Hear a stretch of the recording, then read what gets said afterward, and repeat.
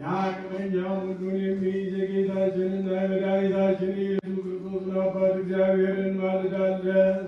ከቅዱስ ምስጢር እንቀበል ዘንድ አድለኸናልና እናመሰግንሃለን።